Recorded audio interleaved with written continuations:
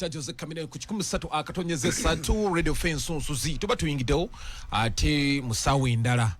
sawe eno Dr. Jose Kamine nyavudewo n'agamba nti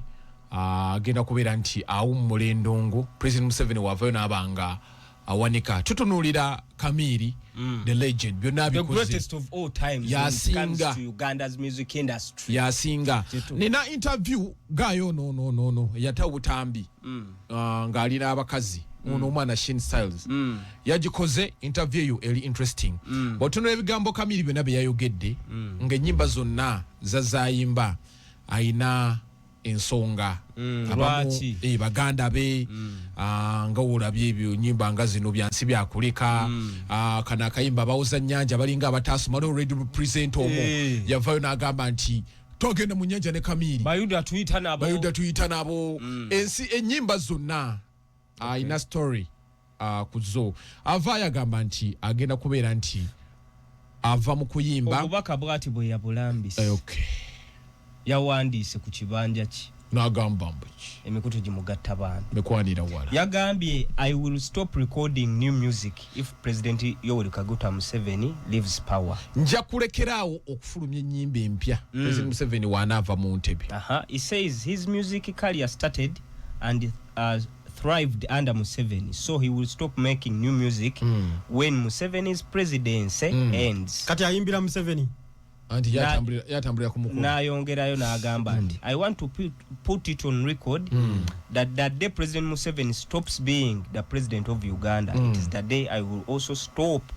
going to studio. He said, I'm from his regime, I will remain with my old music, and that is where I will stop. I presume enyimba za Kamiri zonna enkadde tezimanyi mpya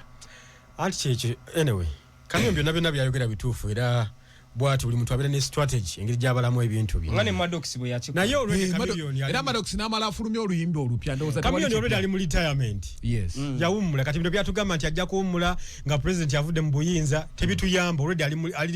ali mu retirement talina new music nenkadde tezimuyamba wanji I'm telling you Chameleon ye muntu abaddewo for a very long time ne tetusobola kumulabirako ng'ekyokulabirako because tatulabira kwani tewaliwo bantu bali bamulidde mugundi nga wonulano kati oyo abantu bonna tebali proud of Chameleon so I have a question to ask you bayimbi kibogamba nti ono yamulesi kati kiri bwe kwanza kati Kamiri sula wenjawukanira naye waliwo nange njawukanako nayawo kyebayita omuyimbi ow'amaanyi batunuulira abayimbi abatambulidde abayiseko mu ngalo ze baleze kati wawe batuuse tutandika King Saha tutandika na good life was proud of Chameleon no why not no era ledi agenda okufa nga ledi tasobola kuyita Chameleon why anti uliriza ekyo tetujja kitunuulira olw'ensonga nti ne Bebe Cool ayine tafaali kurema namakula naye baayawukana okitegeera tutunulira ebirungi tulabye Bobby Wine nga Bebe Cool amuyinako ettafaali mu music naye baatuka ekiseera ne beebiifinga kati biri bya buntu naye tutunuulire abantu Chameleon ba sportings n'abalabamu ebitone neggwanga ne libeenyumirizaamu good life etusobola abaana abo senga teyabawa mukisa wobatunulira nga bamubakinga n'abamutanabuga mujje mubeere wano bino byonna bibaawo Kamiri is not an angel bali mu Million Island tosobola kukijjawo ekizibu bano abayimbi kye balina nze mbayita BBC na Bebe Cool Bobby Wine Chameleon bayagala nnyo okwekusa okusinga sura webale adina kukatono nnyo nyizo kerabira goyagala nnyo okukusabalala nga tonekusa nedda waliwo embeera gy'otuukamu Megatron tewali ne mbutuufu nono kamuwali nono kamu abaana abasinga aniko batawa kamubulire kino abaana bonna bali mu Lion betakuliranga wuliriza sura kyebayita omwana kamuwali kwekuwo mu kiseko kimala wadde omuzindaalo okukuwadde bafeno mu Busiraamu bagamba nnyoko oba muzaddewo naddala maama bwakuzaala bwamala okuzaala n'akusuula kasasi ekyo kyokka ekyokuzaala okulera emyezi 9 kimala tojja kuddawo olekanire bantu nti nze maama yanzaala nansuula kasasi kambuuze era omuwala na mirere wali oyagala Kamiri nga we yaleta bagulu life bano abawandikira na nyimba abatwalenga ne mu studio nze si kye nali njagala bano abasajja legacy yaabwe tebalina legacy tebalina mukululo yansonga laki nti teri muyimbi kati asobola kuva naga bannange nze ndi proud of Chameleone nze ndi proud of Bebe Cool sura nina chenjagala okubuuza lekanzi kusensa katono nnyo gw'omuyimbi ganja katono nnyo njagala tugenda internationally muyimbi ki omunene ogamba nti aleesona amukutteko paka wala kati olaba nga si manager kuba bano nabo batuuka ne basa Donjaza ina gundi ye bali mu record label abafunamu Chameleone lwaki tagikola Chechi mulemesa oli awo si bwayagala okutambula it's not about kuagala mutima mubi ate gutya Chameleone okimanyi Chameleone olwaleero nandi bade simuyingira mu bala kumulabira chupa ya soda nina question njagala okubera ebyo byonna sula byali mu kwogera tukkiriza music industry eyinza okubanga yafunamu obunafu ekyo kyogamba okuyingira Chameleone n'omulaba government realistically government njagala mumpulirizeeko wano sula mpadde example ya Don Jazzy yakyasinza okulya sente mu bayimbi abana bati wa Savage kyabakoze agiza nyunyuse bunyunyuse sikunyunyunta Kamili kyakola akuteba good life ababalaze senga Kamili senga tembamanyi akute King Saham Resi bano ba melody era buli wagenda yimba njagala nkola chize nga yamuleta alinga atayina ndala oshagede batambulira Kamili kati gundi asobola kuvayo nagira Rema asobola kuvayo n'amanyira gundi n'amanyira Bebe ne Kenzo enyini talina moral authority eyogera ku Bobi Wine ngayo mwogera kamwogera omuntu ene yali akulezeeko bana manyi mwe mukozi nyinyi z'abayimbi kati sula for example mukonyeza abayimbi naye sula for example Radio 4 weri wano sula nkujje je nkujje nega why jantugira tukola wano olemeredde okwefaako okulaga kikyoli ate munna ngatenze gwe ekyo kola nti olina okwogera boti olina okusaba oti nze nkulese nkuwadde bati Kamili omuvunaanira wa nze Chameleone muvunanira mu bintu bingi waliwo ebintu ebimu Chameleone nga yandibadde takyabibeeramu n'olunaku olwaleero Chameleone ye muntu gw'osanga ng'abeefinga obwana nga bu alien skin nja kuba kuba mbatte kamanyiiro kubanga naye yagaana okwewa respect Chameleone twandibadde leero tumukolera annual event ey'omwaka anti temwagala tayagala yakitegeka bubi n'ekirala ebyo ebintu Chameleone yagenda n'abeera ku stage n'ayomba ne Bafiki Gaza nze nsookayo siggwasookayo naye ng'omwana Bafiki Gaza Chameleone aba muzzukulu ebyo ebintu bye bakola okitegeera tako ng'abayimbi Chameleone bwe bukeera ku makya n'abaako statement gy'akola ku Alien Skin nga Alien Skin yaliko amasannyalaze artist yenna amawulire gamukolera ebyo babikola biba strategy ezibasigazaawo Chameleone yaganye okukula ate Chameleone tagenda kukula ebbanga lyonna kubanga ye yeerowooza nti yalina okubeerawo forever Chameleone bwe yagamba agenda kuwulaga yamubeezaawo music amubeezaawo Chameleone amasekanga kiwano nga talina luyimba kati nina question yayagala okubeerawo gwe toyagala kubeerawo njagala okubeerawo naye ku ssa lya Chameleone bino ebizibu ba Big 3 bye baali basanganga era nawulira ne Waiki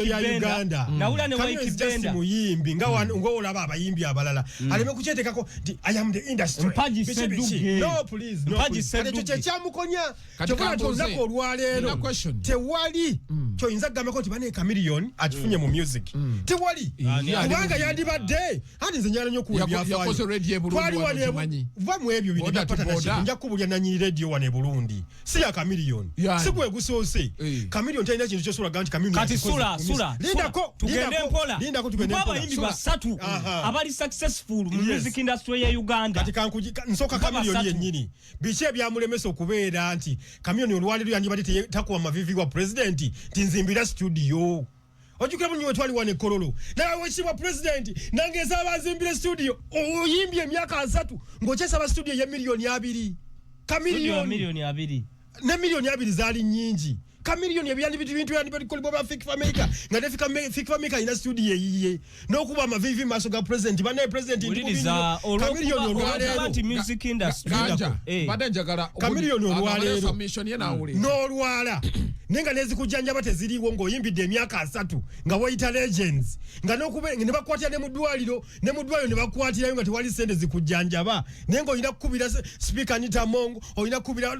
Owekiba Thomas Tayebwa olina kunoonya Mama Kadaga ali luddawa president ali luddawa Mama Nabanja ali luddawa gwabadde star emyaka 3 nga tewalina sente zikujjanjaba kati oyo legend kika kyoyo okitegera so bana bayimbi banafuwamu nnyo balowooza nti buli kaseera bye bagenda okubeerawo kivuga nti buli mwana ajja bakifuba okulaba nga takola ki tawangaalawo Chameleone ajja n'akutega kolabo ng'ayagala okutta ngayagala okusuula musically najja nakutega kolabo omwana nga Fiki Gaza ne mutuko okuyimba katugeze tuyina ekivulu kya balamu ekibeera Yugi Mix ekibeera ku gundi wano najja n'asookawo ku stage tayimba kolabo nga ne Fiki Gaza bamulanze tagenda kuyimba ku Yugi Mix kitegeza Fiki Gaza bagenda kuyimba ki nayimba kolabo bakola kolabo katugeze ne Fiki Gaza najja okuyimba ku Yugi Mix n'asooka ne kolabo oluyimba lw'abani babiri Fiki Gaza ngano oluyimba bakiwandika mbuza gwayina oluyimba bana abasajja babi nnyo bannange bana abasajja tulina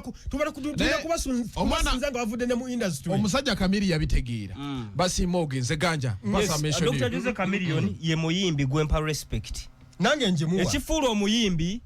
ow'amaanyi kye twayogeddeko initially nti omuyimbi ekikufuula ow'amaanyi kwe kutunuulira ebbanga ly'obaddewo baani booleze abashinings ekyo kye kisookerwako nga tetunnatunulira bya bugagga personal wealth tutunuulira nti gwe industry ogigasseeko ki nti industry ngigasseeko Ready and With a Good Life industry ngigasseeko King Saha industry ngigasseeko ba Melody n'abayimbi ba Papa Sidi n'abalala nga bwe babadde bangi okitegeera babayanga mulo bonna oyo Dr. Jose Chameleone gwe twogerako kyakubiri omuyimbi ali mu kaliba Dr. Jose Chameleone afaananako ng'omutendesi w'omupiira omutendesi w'omupiira bajja kutunuulira nti Pep Guardiola yaleeta ani nti yaleeta Messi namuwa omukisa basita ki abalala baleese nti ya sporting ono na sporting ono na sporting naye ganja nkakasiza kankuyingiremu katono nkakasiza bannayuganda bangalo bunani bannange ate batya omuwa omugamba ogenda nkuwadde wano olimirawo tampadde enkumbi nansi waliwo omuntu akuwonaga nti nkuwadde naye ng'akuteze sula kirole kankikubuulire abayimbi abo abaana yamutega atya yamutega butezi kyenkugamba wawuliza King Saha ng'ayogera mwekolerere abayimbi abanene bagaba ddobo yensonga lwaki balemeranga ganja nkulayirira abayimbi abasiru be batafunye mu Kamili abagezi bamufunyemu nga tata yennyini teyeefunyemu namugambye ampa abayimbi basatu abali successful na music tumuteeke wali financially mu Uganda ampa basatu. Of course Kenzo is successful. Okusinza ku byakoze ebirabwako amayumba gayina amataka gayina ne business zayina. Akati katono nnyo bogambidde nti bana abayimbi abanene tebabayambye ng'ate Kenzo yita mu ngalo za Bobi Wine gwe bayita omukodo. Mane mwawulo kubeera ng'oli signed mu kibiina nga Firebase n'okuyitamu obuyisa olw'okuba waliyo bakyali era boyiseeyo senga teyayita akayimba kano ke bayimba ne gundi ne Wine sike kamule yali under Firebase okitegera by then kale mpayo muyimbi kubaliwo eyeresa obweresi yekka kyekyo oyita okwereeta ng'agudde mu gwafudde waliwo abayimbi abajja olw'okubanga Mozai olaba n'ababandi bano tulina bano baluna mu biru basookera eno mu gundi zaabwe eno mu Eagles Production gundi n'amuleeta bano basema message semakula ne basanye babaako n'ababaleesi naye sula wemba nkuleese wano yingira radio 4 tandika okwefukira nawulira Waikibenda yavaayo n'agamba nti bano ba Big 3 batufuukidde akayinja mu ngatto ne babagamba mu studio ezammwe bazigadde natunulira omutogo wa Waikibenda neganda mu musajja ono muyingira muyimbe settlement ebe byekisimu twogera ku muyimbi mu Edirisa muleke namwe Edirisa nze kyovola bakenzo ndi naye bwe nti simuta teri agenda kuta Kenzo kubanga betunoonya yabiyina sina kye mwagala ko naye yali ampadde nze kisinga ennyo okunnuma kwe kusanga Chameleone n'omutuli awulimuka is this Chameleone ate n'ekirala olunaku ne lukya esimu ye olunaku ne bukya nga Chameleone teri amukubidde nti amwetaaga Chameleone omulaba okumanya Chameleone w'amaanyi kino kyogambye ekyokugamba gavumenti emuzimbire studio mutuufu nga yagizimbira yaffe ebintu bya gavumenti byaffe yatunulira kye bakolera bebe naye alini position omusajja yategeera basula ne bategeera n'abatega nga bukyali n'abakuba tunity embaako kavudde wa Silver Kyagulanyi obujulizi asaawa eno abantu bangi batandise okubeera nti baggulawo amakanisa bwe twogerera omukulu Ekanya Sam gwe bayita the Might Family baali bazanya omu oba aliwa omu oba akyali yeye bweru so saawa eno yagguddewo ekkanisa tukyali mu lutalo lwa pasita Rwomushana agamba nti agenda kubeera nti alwanagana ne bapasita abafere agenda kubeera nti alwanagana bwe twogera nno kati olaba nti Rwomushana alina enjiri Sami aleese enjiri oyina waawo gye yaleese tuwe kukookanyaawo asumulula ebigambo wangi badde nkyamunoonyaako wano kandabe oba naamufuna abuulira tazannya yagambye anoonya ssente abeere nga ate azimba ekkanisa eyo naye ngenda muwa akasawo ka seminti omuwakaki nja muwa azimbe afune kyafunyeemu alabe nga naye agatta kusinziira ku pastor Rwomushana alwana n'abapasita bafere ate Kanya agamba ze ngenda kuyingirawo ekijja kijje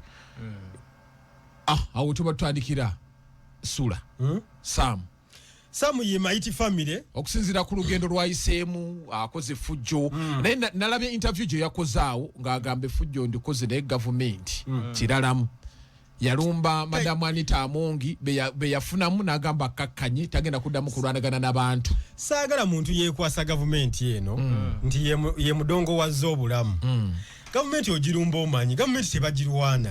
tosobola you cannot fight government tosobola era abantu bagezezako kulwana gavumenti eno repercussions ozirabye olaba gye bagweredde so mu mbeera yonna kati oyo omwana oyo si musumba bannange comedian kendeza kono Sam Ekanya Might Family oyo si pastor yebaze ekiwa oyo mufere kibwetere namba 2 oyo kibwetere era banenze mbagamba yazze kutana kuzikiriza oyo agenda kuzikiriza abantu tazze kusumbuza nebane oneswa sino government etuyambe ku bantu government etuyambe kibwetere bulukuse ajide musamu Okanya Might Family kibwetere yo ky'abantu mu mwaka gwali gwakomeka 12 nga tuyingira 12 kibwetere yo ky'abantu abasoba mu 15 ekiri mu kyaki ya Sam Okanya eyo si kyaki abantu bali mu tendo bakuba abantu bambi tobaninya kubanga bo banoonya Katonda oyo kibwetere namba 2 government ayizera kuba muzukulu wa kibwetere Sam obulamu bubadde bwagaana Sam has tried everything akole kimusajja wa kanisa buli kimu ky'omanye ekiri mu nsi muno ekibi oyo omwana yakigezaako andi kati baamunaazizza n'omusajja gwa Kristo okubba ne kukoma n'agenda e Dubai ne bigaana n'awasa enkanga ne bigaana n'abeera mu politics ne bigaana ne bamusiba n'akomawo n'atunda amajaani n'akola buli kimu ekifu sitaani talokoka Sam kibwetere oyo agenda kwokya abantu abadde atambula n'omusulo mu taxi mbijjukira yali mulwadde abadde mulwadde akawago oba akawago kalwadde oba kalamu oyo kibwetere bamukwate tayina lulimi lwonna lwasobola kubuulira abantu nti mujje eri Yesu ne bajja Sami bw'awulira ebigambo byo abiwakanyiza ddala alina okubiwakanya kubanga tayina wadde Sami agamba abasumba abalala bwe babanga batembeeta Bibuliya nange kwenjigidde kati ndowooza olaba ngenda soma nyiriri ku nyiriri ngenda kulyowa abantu emyoyo wenda okulabika nti ntambuze nekibwetere mu mwaka gwa 2020 bw'atyo bwe yatandika njazze okununula abantu okubatwala mu nsi okubatwala mu ggulu yabatwala mu muliro Sam Ekanya ayita abalokole n'abatali balokole oyagiridde bugingo tali safe mikwano gyange abandaba abalokole n'abatali balokole amanya gange bampita musumba Okanya Sam ku lwa Amos Ministry International mbalamusizaako mu linnya lya kitaffe Katonda kambuuza question to ask omuntu okola kyaki n'okufuuka omusumba talina waayita kyekyo kyenkugambye nti ono omwana abadde mufere ono omwana abadde yegatta ku bakazi abakadde abaliyo baayitawa sitaani talokuka bagamba basooba omuntu yenna omulokole alina okubaako olunyiri alina okubaako olugendo wa gy'avudde musumba kye yamusumba abadde asabira mu kyaki ki twali ne pastor Bujingo n'atubulira olugendo okitegeera yabisoma n'ayita pastor Sirwadda n'agira stages za pastor Rwomushana Isaac wana akunyumiza nti taata we musumba pastor Bujingo twalaba bamutikkira amaze okuweereza emyaka nga 7 naye nga yalina obuweereza bwalina wansi yalina obuweereza anti n'Okanya atandise obuweereza tutandika bwotyo otya okitegedde pastor okufuuka pastor oyina okuba ne bagundi yali Sirwadda ye yali owani owa Pastor Bujingo kati ono we yani kati Okanya olulokose n'atandika alokokeddewa Okanya abadde ne kanisa eriwa gituwe eriwa talina church tasabangako tasalangako naye Okanya abadde mulokole Okanya abadde mulokole yasabirawa ebbanga lyonna Okanya bwe bwabadde ayogera ebigambo mu bibiri Katonda typical pagan nze ndi timu Okanya pagan omukafiri era tufunye bulidi y'abapasita abatono stroke ompya Okanya Samu Mighty Family ne Pastor Luomusana basokoleka nti batembe gavumenti etuyambe ku makanisa agafuuse agamulu gapuluse ekanisa eri 2 ku 10 amakanisa gapuluse ekisooka eri over congested batandika batonze nine kanisa mwe nakubiranga yandi batagenda yanditandikidde ku street naye anti n'abamu bamwevuma ejo wakubira lingala ye yafunyemu kate yakula andi yafunyemu abana tebafunye basumba kibonna abasumba bonna betulina abasinga be bafunyemu Mighty Family talina lugendo mu buweereza bwa Katonda anange nalabye muyaye mugenda kutulowoozesa nti nawulidde mu mwetefutefu okusoma mugenda kutulowoozesa mwetefutefu okutambulira mu kkubo lya Mukama nti y'obulokole business batuba tugenda ekivubuka kibadde nga wano tekirina kyakulya bakikwatidde mu hoteli e Dubai kyo kiyaye kiri awo kigenze ne bamukunje eyo simanyi bali mu biki kati olwo mutegera muti amaanyi ga Mukama Katonda nga ndabyakozeeko Biblia yennyini ekyogerako n'ekirambika nti abadde omunaku enfunzi anyoomebwa alituuka ekiseera n'afuuka omunene Bayibuli yemu negamba nti tuli balabira ku bikolwa byabwe ebikolwa byabwe bye bitatu va ku kyendi kati ebyo byoliko entekera tuyinza okuba nga tubadde tumulabira mu kiri ekifaananyi Okanya alabika yazibagiyita siraatu al mustaqimu kyetugenda okukola abawuliriza mugenda yita ku 0752 ngambye 0752 oberenga okuba essimu byonna betwogedde ku bibadde bingi Okanya yakoze kyaki bwekirowoozaako omuntu abadde wano ng'apanga amagumba mukati afuuse musumba yii nange nalaba abasumba bangi agenda kubasumba Pastor Gundi yali mutembeeyi mu mataawo g'ebwayise Pastor Bujingo at least Bujingo yali mukubi wa simu ku radio yasooka kuba mutembeeyi ku ttaawo ly'ebwayise naati kati era n'agenda mu kyaki ya wano mu Ndeeba Okanya naye alina background ya kyaki gye namulabako nga yeewombeese okimanyi nti maama we alimu olusumba ati kyaki erinza n'okuba ya maama we maama we okimanyi nti alimu olusumba kitegeeza Okanya alina background y'obusumba kyetuba tukola maama we yababuulira osira mu kootya leero n'ofukirawo mu mufuti Bibuli ogitegeera kozesa akatono k'oyina okulabika nti okatuusa kambuuze Ganja oli musiraamu nga tofuukanga maseeka naye nsobola okubuulira enjiri okubuulira etya bwemba manye essuula ne bwebeegi ng'ogibuulira wa muzikiti ate lwaki ate tebuba bubaka buva mu Qur'an ono yakoze kiki alina wabuulirira ati kirina buzibu ye mawusi kitegeeza akozese okumanya kwalina okutono ku Biblia abuulirire enjiri abalokole bagamba yayitiddwa Katonda abagamba nti bayitiddwa ni abagamba nti atubulye Katonda yamusanze abagamba nti bapasita abanene bavaayo nayitiddwa bavaayo ne babatera ku maloboozi ga Katonda nga gandi onafere ayagala kubba abantu nalabya asaba seminti nalabya asaba amabaati nalabya asaba entebe z'omu kyaki Okanya Samu jju obade mukyalawo nga simusiramu somukiriza osabire Okanya bwaba bwasazeewo obadde kinaawe bali basabira basoma Biblia kiyamu baliwa basabira bali abalala abali banjawulo bateeketeeke Biblia bwe babanga basoma yeemu Biblia kye senga bakuba mu njiri y'Okanya anti ye Biblia mu lulimi Oluganda ye Biblia luli Luzungu tuganda waza ekolaane n'omu agenda mu kyaki ya Samu Okanya